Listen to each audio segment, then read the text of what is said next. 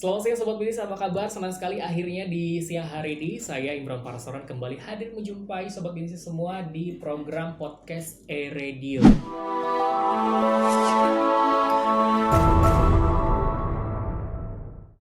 Halo Kak. Halo.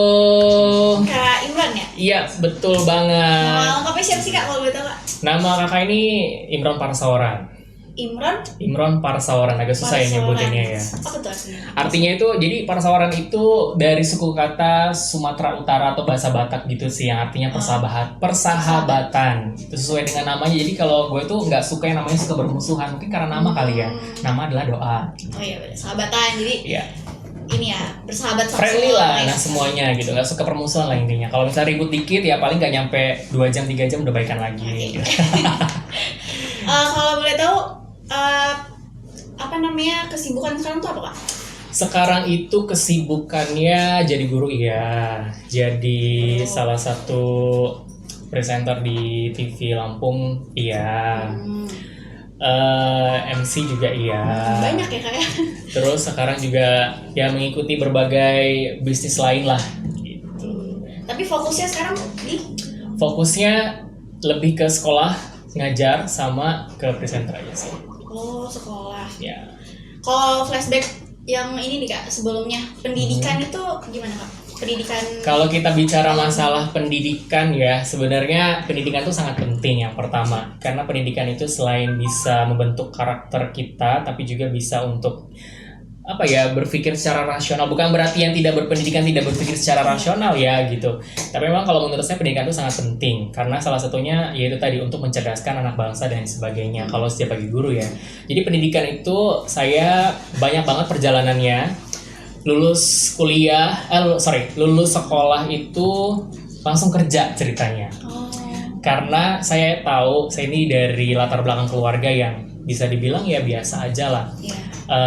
Ayah pensiunan BUMN, juga ibu juga ya hanya sekedar ibu rumah tangga. Jadi berapa sih penghasilannya dengan ketiga anaknya yang sekolah semua gitu kan. Jadi sehingga berat untuk saya melakukan kuliah ketika pada saat lulus SMA itu. Akhirnya udah kerja aja dulu.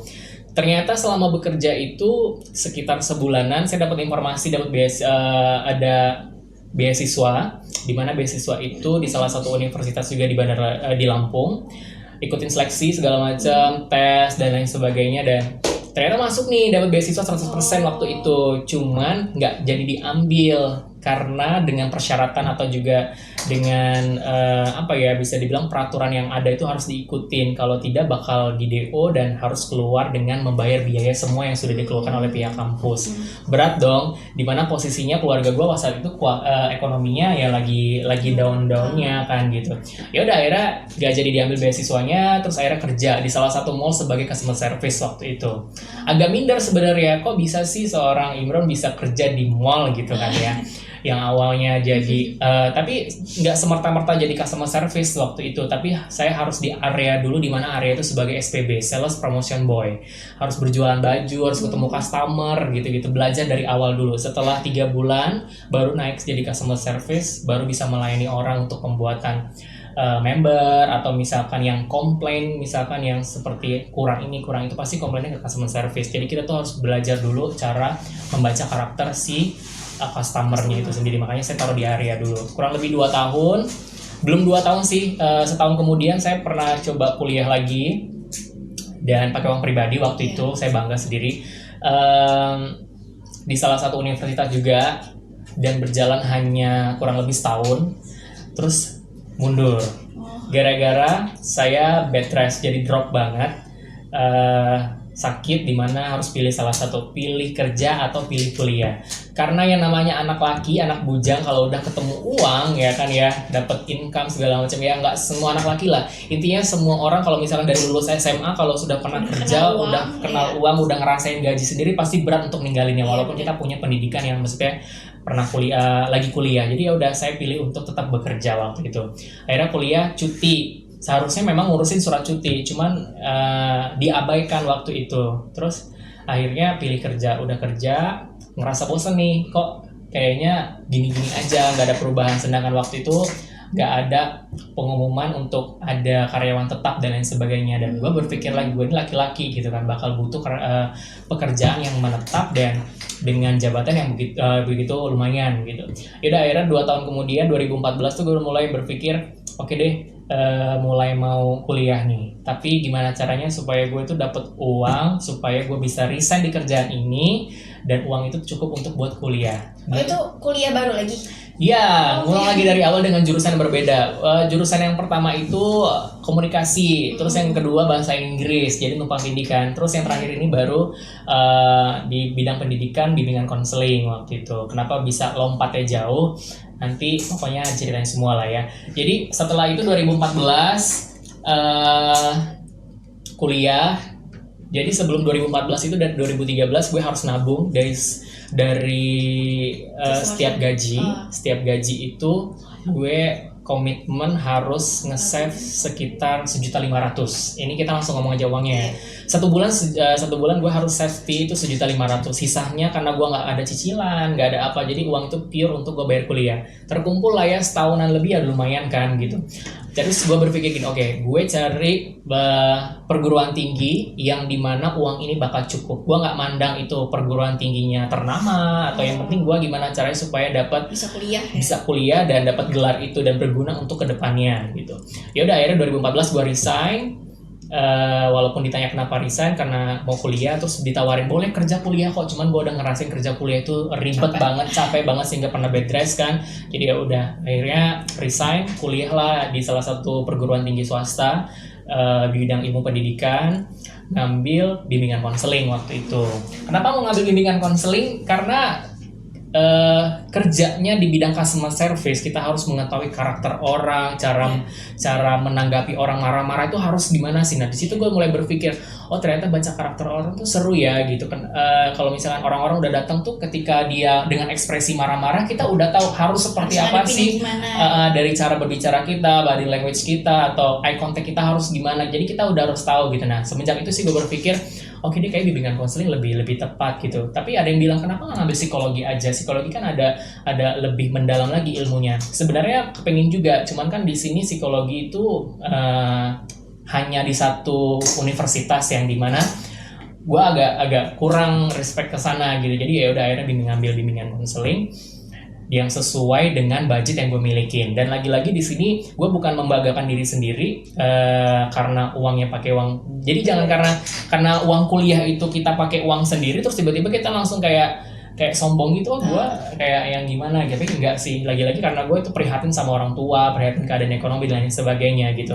Akhirnya udah kuliah 2014. Terus nggak tahu mungkin jalan Allah itu lain kali ya ngasih rezekinya gitu, karena gue mau fokus kuliah. Tiba-tiba 2015 tuh gue dapet informasi kalau ada audisi di salah satu TV, mungkin bisa disebut juga namanya Radar Lampung TV. Waktu itu dia ngadain audisi untuk membutuhkan presenter, namanya Presenter Han, Radar Lampung TV 2015, tapi audisinya Desember 2014.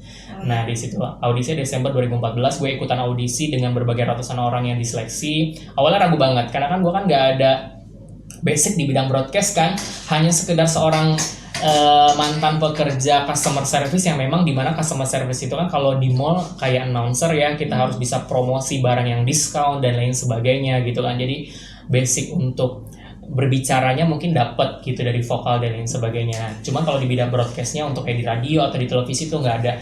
Akhirnya karena gue didorong sama teman kampus kan, waktu itu ada karena di kampus itu gue kayak tua sendiri. Ya walaupun cuma 2-3 tahun bedanya, tapi gue dipanggil bang di sana. Jadi ditawarin sama kawan-kawan gue, bang nih ada audisi ini, ikutan dong, soalnya kan lumayan nih kalau ikutan presenter gini kan. Terus gue agak minder, nggak mungkin, gue vokal gue kayak gini, physically ya nggak kamera face gitu karena bisa pikir seperti itu. Akhirnya nggak mau. Tiba-tiba teman gue ini ngedaftarkan, dia nulis formulir sendiri, pokoknya gue didorong sendiri lah gitu. Jadi itu didaftarin kan? Iya, dia minta foto, nggak tahu kenapa dia minta foto, akhirnya udah didaftarin dan segala macam. Ya udah, tahu-tahu nama gue muncul di situ peserta, dapet di koran di koran waktu itu suruh ikut, dan ditelepon juga suruh datang pada saat technical meeting karena besoknya bakal audisi. Ya udah, mau nggak mau, ya udah daftar kan, ya udah, akhirnya datang waktu itu dan ragu. Gue datang 5 menit sebelum technical meeting dimulai. Jadi gue datang itu dia udah membuka acara technical meeting, jadi gue datang jadi kayak telat gitu sih. Udah akhirnya ikutin, terus besok audisi, udah pas technical meeting kan dikasih tahu nih apa aja, bisa kayak baca berita dan lain sebagainya. Nah di situ ya udah hari itu malamnya gue langsung kayak jadi dia belajar gitu kan, akhirnya cari lead berita dimanapun di Google dan lain sebagainya gue cari, akhirnya belajar sendiri dengan intonasi yang gue contoh-contohin di YouTube misalkan kan. Banyak banget tuh di berbagai news anchor lain yang gue tiru-tiru gitu kan. Ya udah akhirnya ikutan. Besoknya baru ternyata nggak cuma baca berita, waktu itu ada baca beritanya, ada talk show, ada live report waktu itu, dan gue nggak ada ilmunya. Jadi ya udah, kalau baca berita ya memang ada tulisan di depan, ada lead prompter yang memang sudah diketik sama mereka, kita tinggal baca gimana caranya supaya body language, vokal, intonasi dan lain sebagainya itu jelas ketika dibaca. Lolos nih yang news anchor, kata dia oke sih, vokalnya tinggal dimainin aja segala macam gitu. Terus akhirnya ya udah dari 150 atau pokoknya hampir 200 gitu dipilih untuk 50 pasang, bukan 50 pasang, pokoknya 100 besar gitu. Dari 100 besar dites lagi untuk talk show. Talk show-nya waktu itu tentang apa saya lupa banget. Terus sama live reportnya kejadiannya karena kebakaran waktu itu. Bubar pokoknya pas wawancara, nggak ngerti kan karena nggak ada basic sama sekali. Cuman nggak tahu kenapa mereka suka pembawaan gue gitu kan. Ya udah akhirnya dari 100 orang itu dipilih lagi jadi 50 orang masuk lagi. Dari 50 orang di waktu itu dikasih materi segala macam, terus mungkin pembawaan selama pemberian materi dan sebagainya itu mungkin ya baik juga karena gue antusias juga nih, kayaknya ilmu baru nih lumayan nih gitu kan. Jadi ikutin, dari 50 besar ya masuk lagi jadi 12 besar. 12 besar ini ya bisa bilang kayak finalis gitu lah ya. 12 besar sudah seminggu kemudian dikasih materi untuk live on cam, itu dikasih materi. Dari itu udah akhirnya belajar terus, akhirnya ya udah dari 12 besar akhirnya masuk ke 6 besar. 6 besar itu udah bisa siaran di situ dengan dapat pendapatan income gitu kan, yang bisa dibilang ya lumayan gitu. Karena gue itu orangnya gini, gue nggak mandang berapapun bayarannya, yang penting gimana caranya supaya gue tuh bisa untuk belajar fokus apa yang ada di depan mata gue sekarang gitu kan. Jadi kalau misalnya kita mikirin karena bayaran bakal susah sih, buat apa bayaran cuma segitu gitu. Tapi ternyata basic kita ya memang karena nggak, kalau yang basicnya udah dari bidang komunikasi mungkin bakal milih-milih, bukan berarti kayak gitu ya, cuman kebanyakan sih seperti itu gitu. Akhirnya udah 2015 gabung sampai sekarang. 2015 ya berarti, kontraknya mulai 2015 tercantum di sana, Januari 2015 ingat banget, sampai sekarang masih tergabung di Radio Lampung TV itu gitu. Berbagai program yang udah dijalanin kayak kuliner, news, talk show, live report. Kalau misalkan kayak waktu itu terakhir pernah kayak pilkada, atau misalkan live report kayak pernah kebakaran juga pernah waktu itu on cam langsung, karena kan kita live gitu kan, kalau misalnya dari berita kantor langsung live ke jalan gitu kan, jadi menyampaikan langsung seperti itu sih. Terus akhirnya yaudah mulai sampai sekarang dan lulus kuliah 2018. Itu jadi daftar itu masih kuliah ya. Jadi dari semester 1 sampai akhirnya wisuda masih tetap di sana, dan itu mungkin rezekinya Allah kasih kali ya, dengan gimana caranya supaya ya lepas lah uang bensin, uang jajan, nggak minta uang buku, lepas dari sana semua gitu. Karena uang semester kan udah ada safety dari yang kerja sebelumnya gitu kan. Tapi sebelum kuliah kerja lagi nih di retail juga. Jadi pernah kerja di retail juga, dan jabatannya bisa dibilang lebih tinggi dari yang sebelumnya. Kalau kemarin kan customer service staffnya, kalau sekarang lebih ke team leader atau supervisor gitu di customer service juga basicnya gitu. Cuma 5 bulan sih memang, karena fokus untuk kuliah juga. Yaudah akhirnya resign karena alasannya mau fokus skripsi. 2018 baru wisuda gitu deh.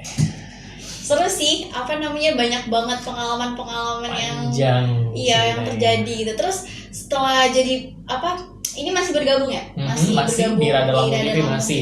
Iya. Masih job gimana nih, kan pandemi ini kan. Pasti ada dampak apa gitu. Nah, tapi kalau misalnya sebelum kita berbicara masalah job itu, tapi saya bangga banget nih ya.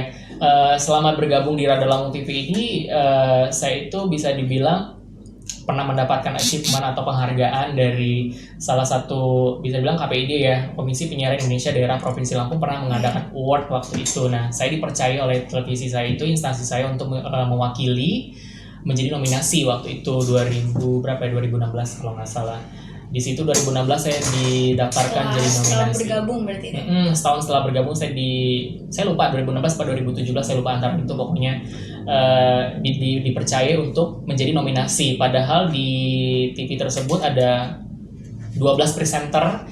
Cuman saya nggak tahu kenapa, karena anak baru tiba-tiba langsung disuruh maju untuk jadi nominasi dengan saingan yang dengan berbagai presenter senior dari berbagai televisi lokal dan televisi berjaringan. Nah, dari itu ya udah akhirnya saya mendapatkan achievement itu menjadi presenter terfavorit dalam ajang KPID Lampung Award 2016 waktu itu.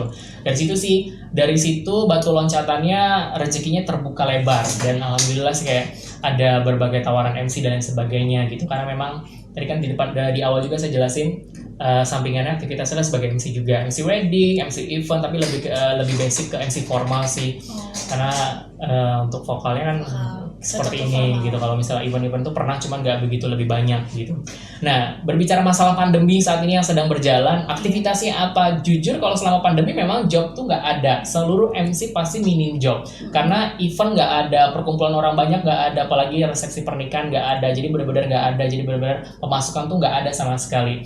Selain saya sebagai guru di salah satu SMK negeri, saya juga sebagai di presenter juga di Radar Lampung TV, dan MC lagi tutup. Kalau aktivitas lainnya ya itu tadi, selain kedua ini saya kayak belajar bisnis gitu. Bisnis. Kalau misal bisnisnya kayak ya, kalau misalnya orang tuh bilang kayak MLM gitu, kita nggak perlu jauh lagi bahasnya, pokoknya seperti itu, pokoknya berbelajar bisnis. Nah, yang saya cari di sini lagi-lagi bukan karena hasilnya, bukan karena uangnya, tapi ilmunya gitu lah. Seperti tadi kita flashback, kalau misalkan ilmu saya nggak pernah belajar di broadcast, tapi kalau misalnya pernah coba atau misalnya ingin coba, ya kenapa enggak gitu. Begitupun dengan bisnis, gua nggak ada bidang pendidikan bisnis, bukan anak ekonomi, bukan anak apa segala macam, tapi pengen belajar gimana caranya supaya kita berbisnis untuk ngedapetin hasil yang ya bisa bilang ya lumayan lah buat nyari-nyari uang jajan gitu. Sampai sekarang gitu sih.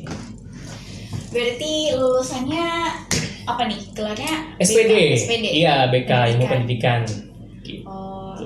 Kan ini nih Kak, jadi reporter di itu ada TV. Coba sih Kak, ajarin aku nih, sebagai aku kan orang awam gitu kan jadinya kan. Bisa nggak sih ngajarin aku supaya nantinya kalau misalnya mungkin nextnya ada atau pemirsa yang di rumah nih pengen juga daftar di Radar Lampung apa di mana gitu kan, pengen jadi reporter tuh gimana sih Kak? Nah, sebenarnya sih kembali lagi ke diri kita masing-masing ya. Pokoknya modal utama ketika orang menjadi pekerja di depan layar kaca, misalnya kayak presenter, news anchor dan lain sebagainya, itu memang diutamakan pertama adalah vokal sama face. Karena banyak dulu, karena banyak teman-teman saya kemarin itu vokalnya bagus banget, intonasinya bagus, tapi kalau ketika di depan kamera face-nya nggak bagus, itu biasanya kegeser gitu. Ya walaupun bisa dibenah-benahin dikit, biasanya kalau udah terlalu jauh nggak bisa. Itu tadi intinya adalah vokal sama si physically sebenarnya. Jadi kalau misalnya vokal itu ya memang harus bulat, tegas, artikulasi harus jelas gitu kan ya. Kalau caranya gimana sebenarnya banyak banget. Misalkan kayak, karena jadi presenter tuh nggak hanya sekedar bisa ngomong aja, tapi ada tekniknya. Misalkan cara buletin suara gitu kan ya. Ini gue dari tadi buletin suara. Itu ngomongnya gimana cara supaya kita nggak ngos-ngosan ya. Sama kayak orang penyanyi. Orang penyanyi itu kalau nyanyi pakai diafragma atau suara pro, begitu pun juga seorang MC atau seorang presenter harus punya vokal yang dibulatkan dengan menggunakan pernapasan perut gitu. Dan ngomongnya nggak ngos-ngosan. Tapi kalau misalkan kita ngomongnya pakai pernapasan dada atau lebih pendek, jadi kayak lebih terburu-buru ngomong, ngos-ngosan gitu-gitu sih. Jadi alangkah awalnya sering pemanasannya, stretchingnya itu tadi A, I, U, E, O. Kayak ini ya, pemanasan vokal gitu. Iya, atau bergumam itu supaya ngebuka pita suaranya jadi bulat. Gitu. Gua kalau misalnya pas baru-baru jadi presenter tuh gitu. Jadi kadang-kadang sama senior, lo kenapa sih sering bungkam kayak gitu? Biar pita suaranya kebuka kalau kata gua, kata gitu ya. Jadi supaya bulat segala macam. Karena orang-orang penyanyi pun kalau misalnya dia belum profesional, supaya pita suaranya keluar, itu biasanya dia masih teriak-teriak dulu tapi dengan teriak yang bukan yang nggak teratur ya, tapi teriak yang teratur gitu. Gimana caranya supaya pita suara itu dia bisa membulatkan gitu. Caranya mungkin kayak opening aja kali ya, kalau kayak opening berita yang saya biasa jalankan di TV saya. Misalnya saya tuh bawa program malam, berita malam. Misalnya gini. Selamat malam pemirsa, Radar Malam kembali hadir menjumpai Anda di edisi malam hari ini. Hari apa? Dan tentunya informasi menarik akan kami hadirkan di hadapan Anda. Bersama saya Imron Parsoran, inilah Radar Malam selengkapnya. Gitu. Jadi ada intonasi dan sebagainya. Dan kalau misalkan kita baca berita dan nama orang harus ada penekanan, ketika ada nomor-nomor yang disebutkan harus jelas gitu. Pokoknya penekanan itu penting ketika menyebutkan nama orang, nama alamat, usia, atau kejadiannya apa. Tapi kalau misalnya yang lain ya penekanannya biasa aja gitu. Misalkan nyebutin namanya siapa, misalnya Gubernur Lampung Muhammad siapa misalnya, atau siapa, pokoknya harus ada penekanan tersendiri. Intonasinya harus jelas gitu. Coba contohin kalau Bang Imron ini lagi bikin lagi presenter diri sendiri, menggambarkan di sini lagi bikin apa, ngadep kamera. Lagi podcast. Jadi radio, lagi satu paragraf aja. Gitu. Jadi kayak istilahnya punya channel sendiri lah ya.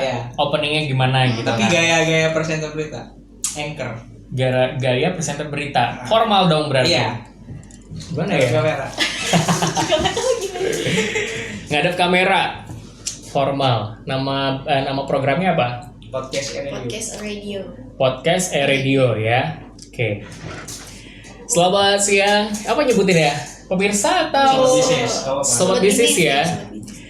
Selamat siang sobat bisnis, apa kabar? Senang sekali akhirnya di siang hari ini saya Imron Parsoran kembali hadir menjumpai sobat bisnis semua di program Podcast Radio. Dan tentunya di podcast kali ini Imron akan mengundang berbagai narasumber yang pasti akan menginspirasi para sobat bisnis semua yang ada di rumah. Untuk itu seperti apa narasumber kita di hari ini? Untuk itu jangan lupa subscribe, like, comment, and share di YouTube ini. Kayak ini ya, kayak nonton di TV ya. Awalnya formil, terus lama-lama jadi kayak non formil gitu kan, jadi nggak apa-apa sih. Gue kayak nonton insert pagi gitu. Gue kayak lebih ke berita cuman gimana gitu. Coba kayak contohnya kayak bisa. Mau salah. Nggak bisa. Lanjut ya. Lanjut, silakan. Selama kan kita tahu nih pas waktu sebelum daftar jadi reporter didaftarin awal mulanya kayak ibaratnya bukan kemauan sendiri gitu kan. Ada ngerasa jenuh nggak sih Kak? Jenuh itu sebenarnya ada ketika ada momen yang dimana kita tidak bisa meraihnya. Misalkan gini, gue itu dulu nggak pernah yang namanya bisa live report atau nggak pernah bisa yang namanya talk show seperti ini, talk show ya, berbicara dengan narasumber, gimana caranya supaya kita mengembangkan pertanyaan.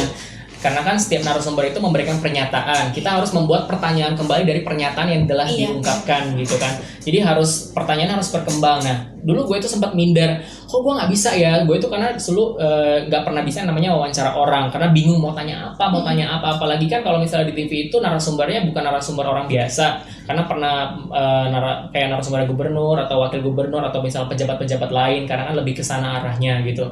Nah, waktu itu belum berani, apalagi kalau misalkan wawancaranya di bidang politik, waktu itu nggak pernah bisa karena nggak pernah mau. Nah, jadi insecure juga sih sebenarnya karena nggak bisa, mulai jenuh karena selalu disuruh. Akhirnya gue selalu bilang nggak bisa, atau misalkan kayak ada cara lain, kayak menghindar lah intinya gitu. Tapi ya itu titik jenuhnya di situ. Cuman titik jenuh itu bisa kita lewatin kalau memang kita mau ngelakuinnya atau kita mau ngelewatinnya. Misalkan kita cari dulu nih titik jenuhnya apa. Kalau gue tadi ceritakan titik jenuhnya adalah gue nggak bisa untuk wawancara orang. Nah, gimana? Berarti kan kita jenuh. Nah, dengan cara supaya kita nggak jenuh berarti kita harus bisa dong wawancarain orang. Nah, dengan cara begitu berarti titik jenuh kita bisa lewatin gitu kan. Lama-lama kita mau belajar, karena saya tuh yakin kita tuh nggak ada yang nggak bisa gitu kan ya, nggak ada yang namanya nggak mampu, nggak ada yang namanya gue nggak bisa, karena kalau misalnya kita semakin banyak kita bilang nggak bisa, auto suggestion kita itu pasti nggak bakal bisa gitu. Jadi kalau misalnya auto suggestion kita itu mikirnya gini, gue bisa, pasti kita bakal bisa. Nah, tapi kalau misalnya kita mikir gue nggak bisa, yakin deh nggak bakal bisa. Ibarat kalau anak mahasiswa tuh mau UTS, gue nggak bisa, gue nyontek ya. Nah akhirnya karena dia udah mikir mindset, dia udah berpikir untuk oke, gue nggak bisa, akhirnya gue nyontek, akhirnya nyontek deh. Tapi kalau misalnya kita pikir oke, gue bisa, ya walaupun ngerjainnya cuma beberapa soal yang lain nanya, tapi kan setidaknya kita bisa untuk berusaha dulu gitu. Jadi untuk menghilangkan jenuh itu salah satunya memang kita harus ngelewatin hal apa yang kita nggak suka tadi gitu. Berarti sekarang lebih sibuk kemana nih Kak? Di bisnisnya kah? Di pendidikannya kah? Di sekolah apa gitu? Karena sekarang lagi pandemi kan ya, jadi kan WFH, jadi sekolah juga kan belajarnya daring dari rumah. Paling ya waktunya juga nggak banyak gitu, paling hanya via WhatsApp dan lain sebagainya. Kalau di TV juga hanya malam untuk siarannya sore ke malam gitu kan, karena nggak stay harus dari jam sekian ke jam sekian seperti kantor biasa karena jam siaran aja, kecuali kalau misalkan di momen-momen besar kayak Lebaran, Natal, kita harus stay di kantor gitu, atau ada pilkada karena bakal ada live report yang dadakan gitu kan. Tapi kalau misalnya yang lain, itu tadi saya belajar bisnis gitu kan ya, dari salah satu produk misalkan itu sekarang sih sampai berjalan sampai saat ini sih. Dan tahun ini sih di 2020 ini sudah insya Allah bakal lanjut pendidikan juga di Universitas Negeri Semarang juga. Doain aja semoga berjalan dengan lancar gitu kan ya, karena S2 berarti ya? Iya, lagi-lagi kok bisa S2 berarti orang kaya dong gitu kan ya. Kan pasti orang berpikir seperti itu, yang orang S2, jangan S2, orang yang sudah pernah kuliah S1 aja dibilang orang kaya gitu. Tapi ternyata banyak kok di luar sana yang bisa sampai doktor, ternyata memang bukan dari basic atau latar belakang orang kaya gitu, atau orang mampu atau orang yang berada, tapi dari orang yang benar-benar mau berusaha ke depannya. Dan lagi-lagi bukan membanggakan diri, tapi memang hasilnya dari uang sendiri gitu, dari nabung gitu dan sebagainya. Karena gue tuh sering ngomong sama anak murid, bilang gini, karena kan anak murid sekarang itu kan insecure-nya lebih tinggi ya, maksudnya apalagi ketika ada anak yang memang memiliki bakat atau smart atau misalnya knowledge mereka yang begitu luar biasa, tapi dari segi ekonominya minim, mereka tuh gampang down banget ya. Buat apa gue jadi pintar kalau misalnya gue bakal nggak bisa kuliah karena ekonomi dan sebagainya. Jadi gue tuh selalu di dalam kelas selalu memberikan motivasi ke mereka, nggak ada yang nggak mungkin. Jadi saya selalu memberikan cerita-cerita saya yang sebelumnya, kalau saya itu dari latar belakang yang bukan dari orang kaya, tapi saya bisa seperti ini karena saya mau bekerja, fokus, intinya bisa mau menabung. Karena kadang ada orang yang awalnya nih, oke, gua mau kerja, nabung, kuliah, tapi nyatanya nggak ada, tergiur dengan berbagai sosialita yang ada, handphone baru, motor baru, bahkan bisa kebeli mobil dan lain sebagainya, karena memikirkan sosialita, memikirkan gengsi. Tapi kalau gue sih nggak, terserah orang mau bilang gue motor butut punya, tapi yang penting gue itu pendidikannya lebih dari mereka gitu, maksudnya dengan hasil sendiri dan lain sebagainya. Dan itu jadi kayak apa ya, belajar sih untuk lebih bisa menilai diri kita. Misalkan gue dulu mencapai untuk di titik ini tuh sulit nih, jadi kita tuh kalau misalkan mau sombong, kita mikir dulu di bawahnya, akhirnya bisa ketahan. Karena kan banyak orang sana yang sombong itu yang bilang karena ya mungkin itu tadi prosesnya dia tidak begitu sulit seperti orang-orang yang lain lewatin. Kita tuh harus memiliki sifat seperti padi sih, semakin terisi semakin merunduk, jangan sampai semakin terisi semakin ke atas ya kan. Jangan sampai nanti kalau kelamaan ngeliat ke atas nggak kelihatan yang di depan, tiba-tiba jatuh nggak ada yang mau nolongin.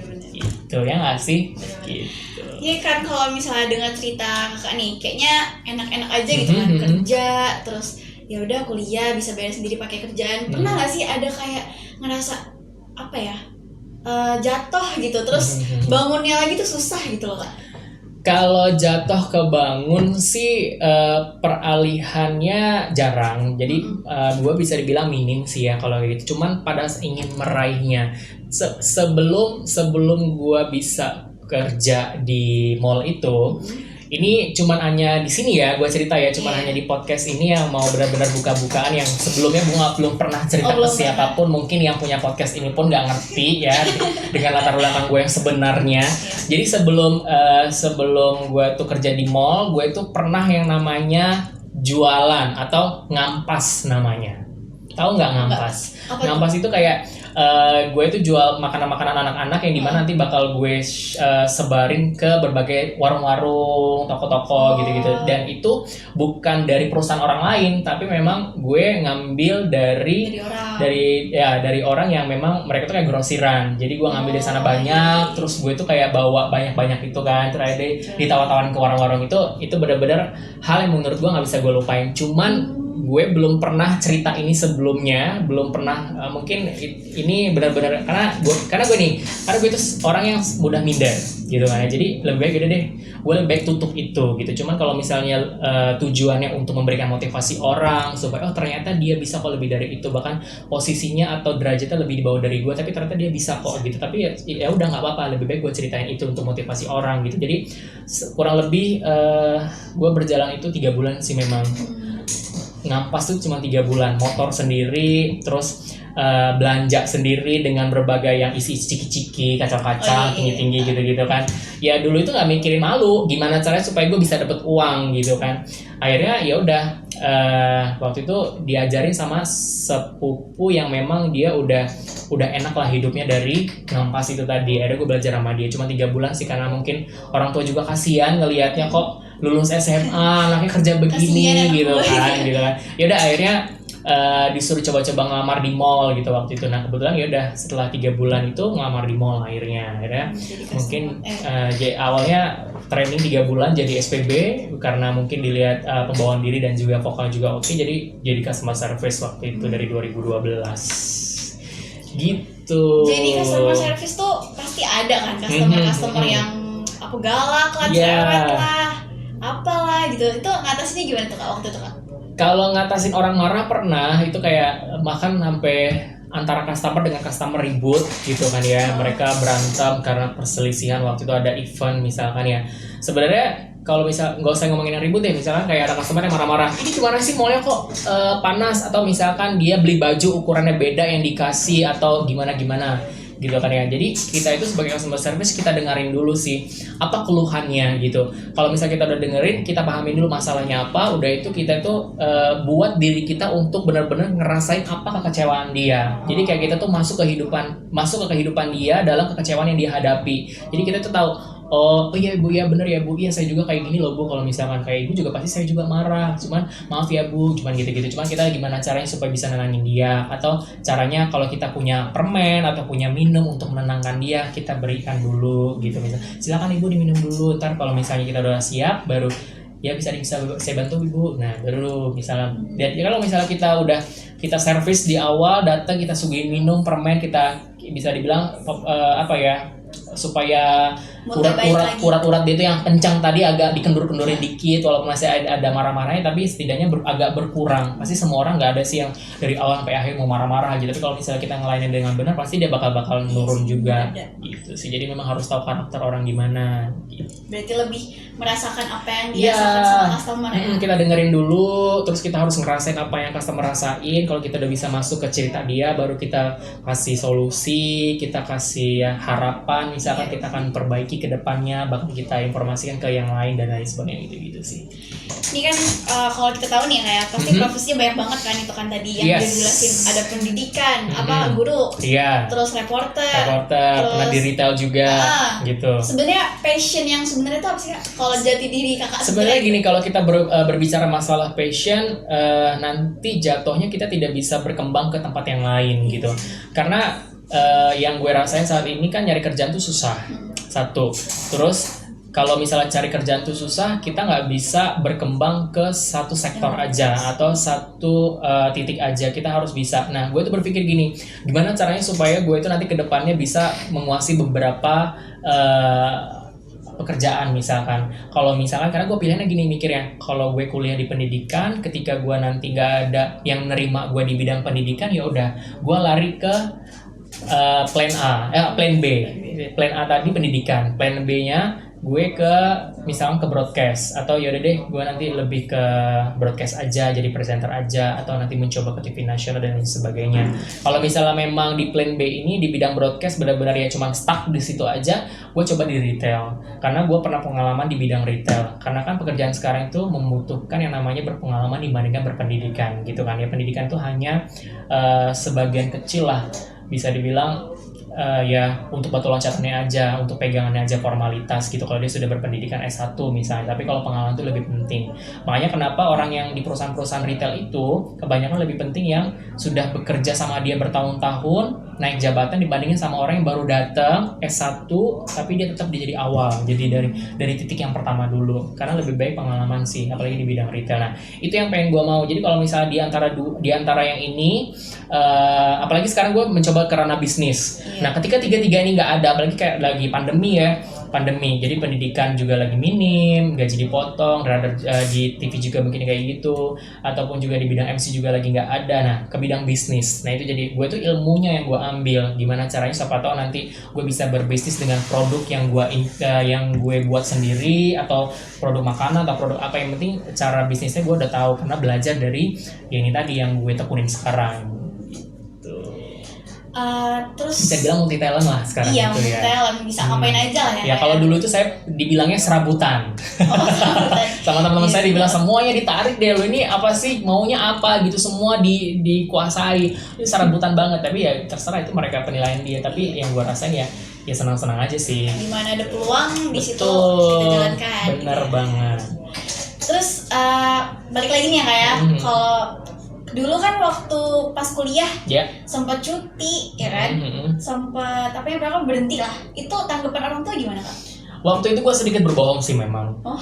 Jadi orang tua itu taunya gue masih kuliah, jadi ya udah, jadi ya mereka taunya kuliah aja. Padahal yang gue rasain enggak. Karena kenapa gue harus berbohong? Karena kan ada, kalau gue sih nilainya berbohong tuh ada berbohong baik sama berbohong jahat ya. Cuma kalau gue ini berbohong baik, karena gue nggak mau ngecewain orang tua gue yang, ya anak gue kenapa nih kok jadi keluar, jadi nggak kuliah lagi, kenapa jadi kepikiran orang tua. Nah, gue nggak mau orang tua berpikir gue seperti itu. Jadi udah gue tutup rapat-rapat, gue bilang gimana kuliahnya, masih nggak taunya gue tetap pusing gimana caranya supaya gue tetap bisa kuliah tanpa mereka tahu kalau gue bakal ngulang. Tapi kesini sih pas udah semester terakhir tuh ya mereka belum tahu juga kalau misalnya gue udah pindah berbagai universitas. Cuma mereka tuh taunya karena mungkin mereka ngerasa yang bayar itu gue sendiri, orang tua hanya mantau aja. Jadi orang tua ya udah percaya aja gitu.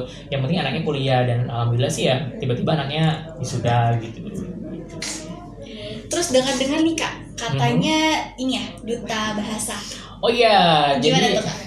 Saya itu selama kuliah itu mengikuti berbagai kayak ajang-ajang gitu ya, pemilihan, kompetisi. Gunanya untuk apa? Gunanya untuk menuhin CV lamar kerja. Oh iya. Itu gunanya itu satu. Karena gini, ketika kita ngelamar kerja, kalau hanya mementingkan atau hanya memandang hanya memiliki ijazah, saya yakin tidak akan pernah, maksudnya minim untuk diterima oleh perusahaan itu. Karena perusahaan itu yang nyarinya yang benar-benar udah matang berorganisasi, matang dengan, misalnya kan kalau orang-orang yang udah mengikuti kompetisi, perkembangan dirinya lebih baik dibandingkan sama orang yang belum pernah mengikuti apapun gitu kan ya. Karena bukan riset sih sebenarnya, saya pernah membandingkan itu, orang-orang yang pernah mengikuti kompetisi sama orang-orang yang belum pernah mengikuti kompetisi. Dari segi pekerjaan yang lebih mudah sama orang-orang yang sering berkompetisi dibandingkan sama yang tidak. Nah, kenapa saya ikut duta bahasa, pernah juga ikutin duta wisata, juga pernah mengikuti salah satu Mulia Mahana juga di provinsi Lampung, pernah ikuti gitu kan ya. Pernah ikut juga. Kita sebenarnya bukan cari menangnya. Menang itu bonus gitu kan ya, kita juara 1, juara 2, juara 3 gitu. Gimana caranya supaya kita menempati posisi, misalkan gak usah muluk-muluk deh 15 besar finalis gitu kan ya, kayak waktu ikut duta wisata juga pernah 15 besar waktu itu.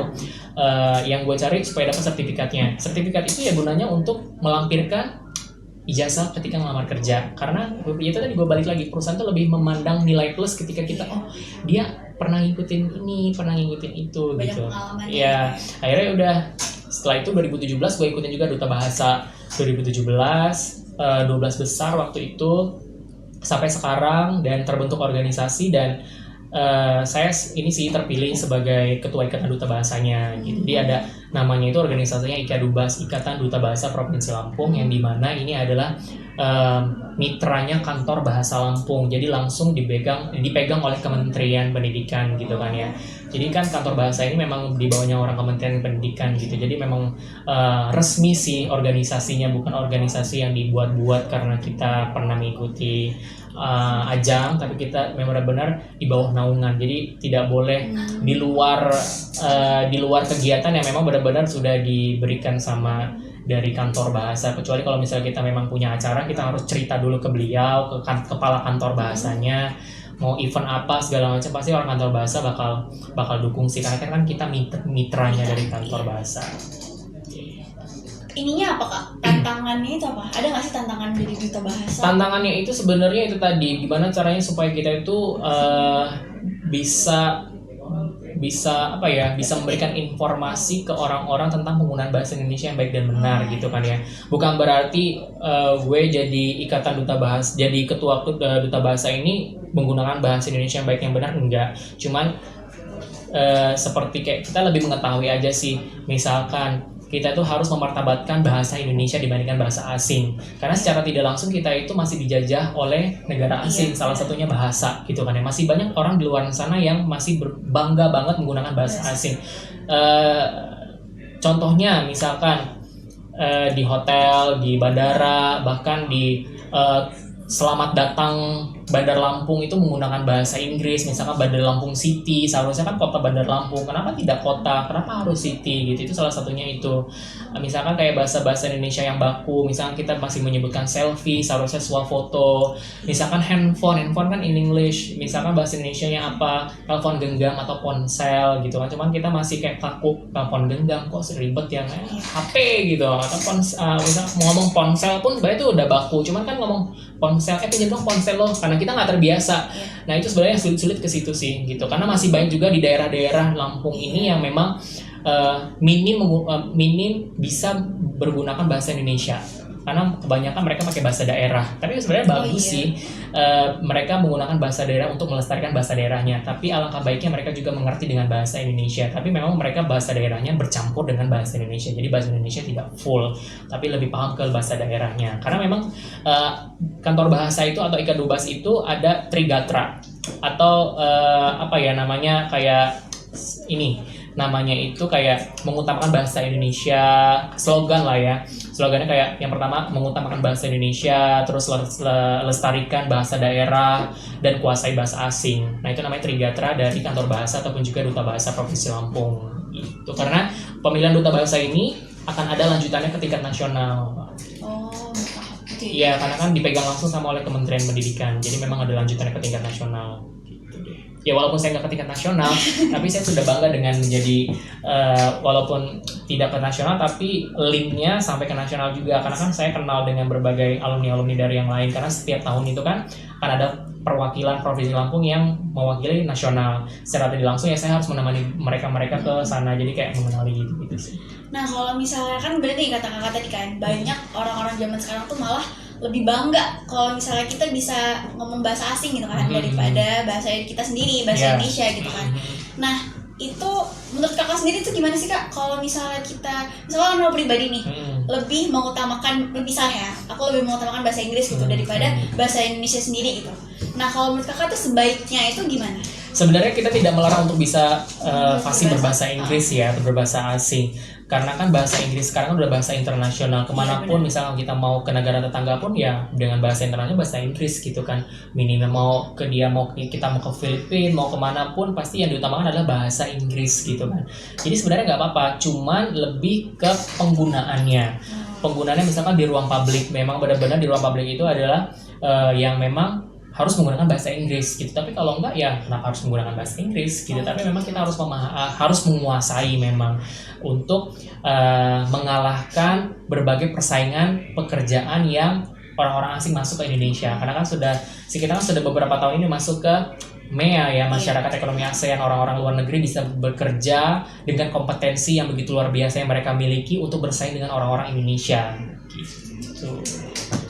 Terus kalau kita nih Kak, kan tadi bilang nih di awal kalau misalnya nanti nextnya bakalan ngambil S2 di Di UNES, Di Universitas UNES. Negeri Semarang. Dan ya. itu kan di luar Lampung tuh, di luar Betul. Bandar Lampung. Sementara karir kakak nih udah banyak nih di sini nih, Lumayan udah, lah ya, gitu udah di ada Lampung. reporter apa segala macem lah. Nah itu kenapa kak kenapa nggak ngambil di sini aja supaya nanti bisa ngembangin lagi karirnya gitu? Oke. Yang pertama, kenapa gue harus milih yang di jauh di luar Lampung? Karena di Lampung nggak ada S2-nya BK. S2 BK itu hanya di Jawa, ataupun di Sumatera juga adanya di Padang. Itu pun jauh kan. Jadi ya udah lebih baik. Karena itu tadi, karena gue kuliahnya pakai biaya sendiri. Jadi gue pilih universitas negeri yang akreditasinya bagus, tapi biayanya murah. Salah satunya adalah Universitas Negeri Semarang. Itu yang gue pilih pertama. Terus saya nggak sih ditinggalin semua aktivitasnya. Dari kan di Lampung udah banyak kerjaan ya, guru, presenter, MC, bahkan dan lain sebagainya. Udah bisa dibilang ya mata pencahariannya kebanyakan di Lampung gitu kan ya. Kenapa tiba-tiba kok mau dilepasin semuanya? Nah, sebenarnya ya banyak yang dikorbankan gitu kan. Cuman yang gue pikirin lagi masa depan yang ada di depan mata gitu kan. Ketika kita kuliah lagi kan berarti bakal ada pintu terbuka lebar lainnya yang baru. Misalkan ya insya Allah kedepannya ketika sudah selesai mungkin bisa beralih yang jadinya guru jadi dosen misalkan gitu, bakal bisa memberikan ngisi-ngisi materi dengan berbagai audiensnya mahasiswa karena sudah stratanya strata 2 kan kuliahnya gitu kan. Jadi bisa memberikan motivasi lagi yang dipercayai orang, yang dimana kan notabene orang-orang itu bakal percaya kalau melihat latar belakang pendidikannya yang mungkin oh dia S2 nih, dia bisa dipercaya untuk menjadi seorang pembicara di depan audiens yang memang dimana notabene isinya adalah mahasiswa. Nah itu yang gue cari yang pertama kan, yang dan lain sebagainya. Terus ya udah akhirnya memang kita tuh harus mengorbankan untuk mendapatkan yang lebih dari itu gitu. Cuman kan kita nggak tahu ke depannya apakah lebih baik apa enggak. Cuman ya itu tadi, kita lebih ikhtiar aja sih gimana caranya supaya ini kita udah berusaha gitu kan. Kita udah berusaha, berdoa, lakukan, ya udah kenapa enggak gitu kan ya. Terus kira-kira nanti di sana ngapain aja kak? Apa cuma kuliah doang? Jadi kalau misalnya, jadi gue udah pikirin sih semuanya. Jadi di sana itu memang kuliahnya hanya 3 hari doang. Nah, tapi di sini saya tidak meninggalkan semerta-merta dengan berbagai pekerjaan yang sudah ada namanya gitu.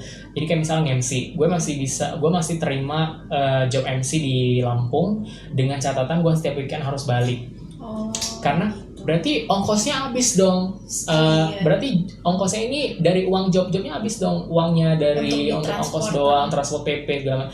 Ya it's okay, nggak masalah. Yang penting nama gue masih ada di sini. Yang utama adalah gue masih bisa ngecek orang tua khususnya mama gitu kan, karena kan kalau bokap kan udah nggak ada, udah pergi dari tahun lalu. Jadi memang hanya satu-satunya orang tua adalah nyokap gue itu.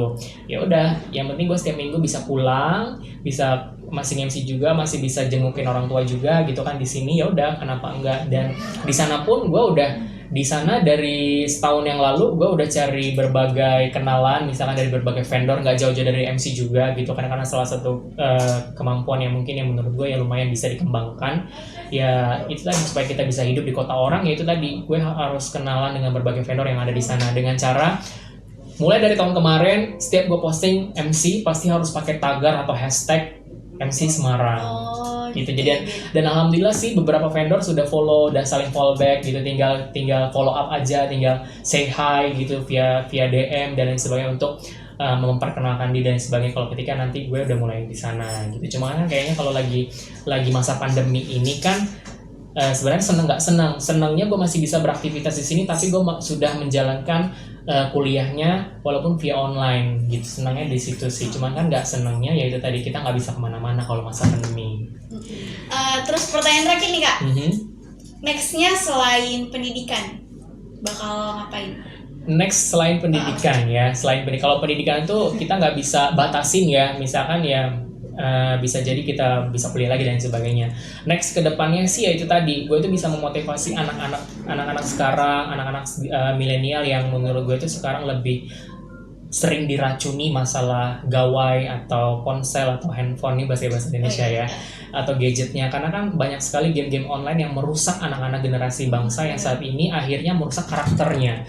Karena saya itu banyak sekali menemukan anak-anak sekarang yang ketika dia sudah terdoktrin dengan game online, terus akhirnya kesehariannya hanya main handphone, akhirnya sosialisasinya nggak ada, terus kepedulian dia kepada orang lain bahkan orang terdekatnya nggak ada.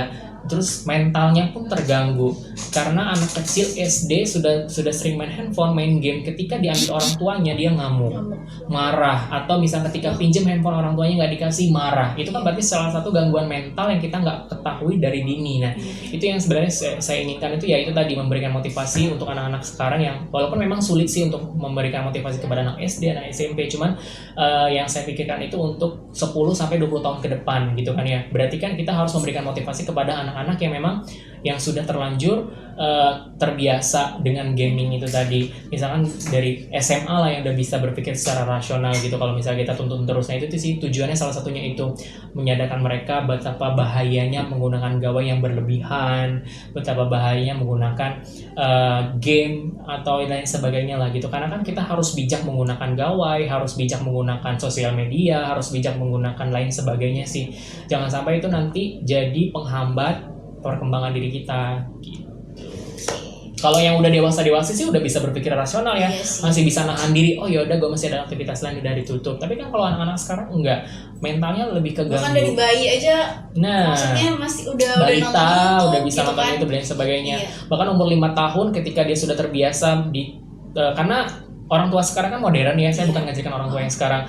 Anaknya nangis dikasih handphone udah diam. Yang penting gimana caranya supaya anaknya diam dikasih handphone. Akhirnya terbiasa dari balita udah dikenalkan dengan gawai, udah terbiasa gitu. Udah mikirin apa radiasinya dan sebagainya gitu kan. Jadi kalau misalnya ada berita-berita anak-anak yang memang mentalnya terganggu karena handphone atau karena game, itu ya benar adanya terjadi gitu. Karena kita tanpa sadari anak-anak sekarang itu mentalnya sudah terganggu dengan adanya munculnya berbagai game yang ketagihan itu tadi, apalagi yang sampai pakai uang gitu kan ya, apalagi beberapa berita juga orang tuanya sampai habis uangnya karena tidak bicara dengan orang tuanya, akhirnya itu berlangganan kan, akhirnya sampai berapa belas juta orang uangnya untuk habis gara-gara online game itu tadi sih, gitu-gitu sih ke depannya. Lebih memotivasi lah intinya. Motivasi untuk anak-anak zaman sekarang. Betul, karena kan kita misalkan bicaranya sekarang, tapi dampaknya nggak secepat itu. Maksudnya nggak bakal langsung seminggu dua minggu diserap, tapi kan itu bakal dipikirkan ketika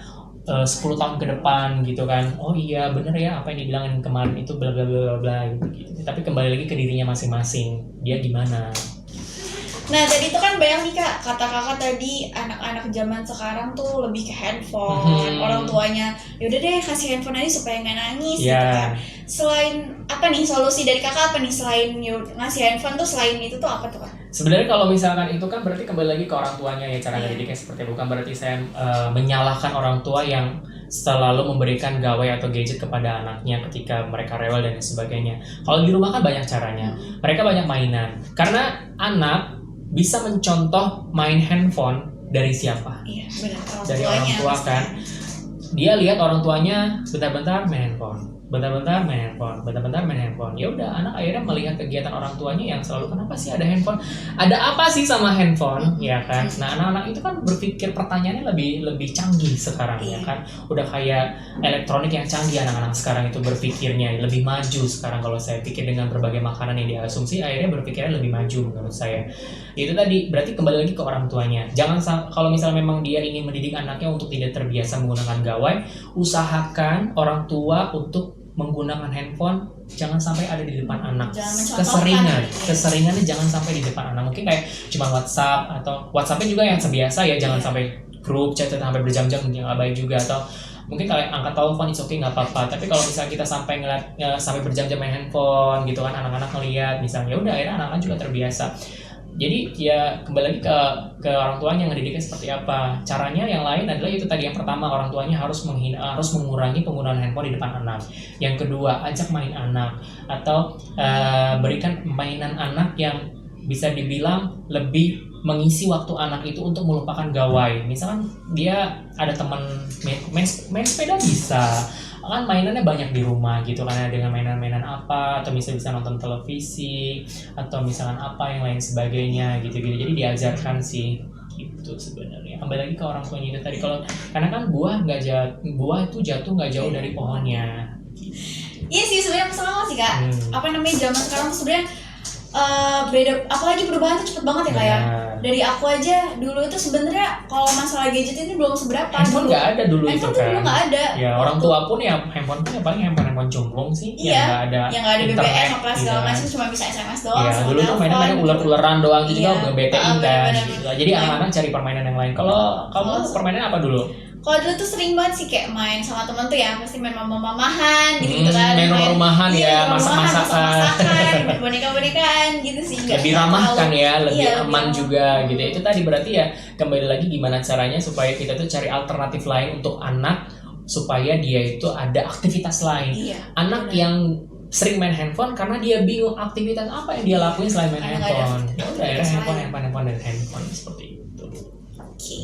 Kita meluas ya dari latar belakang ke bahasa, sekarang lebih ke karakter anak, caranya gimana gitu-gitu. Sampai luas obrolannya. Ada lagi? Oke kak, ini terakhir nih. Ya. Ada nggak sih pesan-pesan yang mau disampaikan sama sobat bisnis yang lagi nonton di rumah? Apa motivasi atau apa namanya yang lagi berjuang untuk meniti karir atau gimana nih kak? Oke. Pesan-pesan. Jadi kalau misalnya pesannya sih banyak ya. Waduh, kelihatan agak lebih besar kalau di depan kamera ya. Jadi it's okay lah, nggak apa-apa. Jadi sebenarnya motivasinya adalah ketika kalian nih kepada siswa-siswi mungkin yang sekarang sedang mungkin lagi berjalan SMA ya, bakal menuju ke jenjang yang lain, mungkin lebih ke anak-anak SMA kelas 3 sekarang yang baru kenaikan kelas 3. Kalian kan bakal ada jenjang berikutnya yang akan kalian lewatin gitu kan ya. Lulus SMA itu bukan berarti beban kalian atau masalah kalian bakal selesai gitu, tapi bakal ada perjalanan lain yang lebih menantang. Jadi kalau misalkan kalian nih punya keluarga ataupun punya keluarga yang minim ekonominya tapi kalian memiliki intelektual yang mampu untuk bisa berkuliah, jangan patah semangat. Kalian tuh harus bisa dengan cara apapun yang halal. Misalkan kalian kerja dulu seperti yang cerita saya sudah sebelumnya, kerja dulu, nabung, baru bisa kuliah. Kejar mimpinya, fokuskan, taruh mimpi itu di depan mata kalian, di pikiran kalian tuh benar-benar kalau misalkan itu bisa dicapai gitu. Karena di dunia ini nggak ada yang nggak mungkin selagi kita mau berusaha, selagi kita memang mau melakukannya dengan ikhlas, dengan bisa dibilang kita masih fokus dengan apa yang kita mau, pasti bisa. Jangan sampai kita jadi patah semangat karena buat apa gua kuliah, buat apa gua pintar-pintar sekolah, toh nggak bakal kuliah karena ekonomi keluarga gua yang minim. Nah itu dia. Jadi buat yang lain juga, buat di luar sana, tetap semangat apapun keadaan kalian. Kalau misalnya ada jalan, kenapa enggak? Karena kan kita itu bisa dibilang pepatah mengatakan banyak jalan menuju Roma. Iya. Seperti itu. Jadi banyak cara menuju kesuksesan yang apapun yang kita harapin gitu. Karena kita nggak bisa baca ke depannya kita mau jadi apa, tapi jalanin aja yang ada di depan mata. Oke, makasih Kak udah mau datang di podcastnya Radio Business and Entertainment. Semoga apa yang udah disampaikan sama kakak tadi bisa memotivasi untuk semuanya. Dan semoga karir kedepannya, apa planningnya kedepannya bisa terjalankan. Amin. Semoga kamu juga apapun yang dilakuin nanti kedepannya berjalan dengan baik sesuai dengan harapannya gitu. Oke. Sampai jumpa.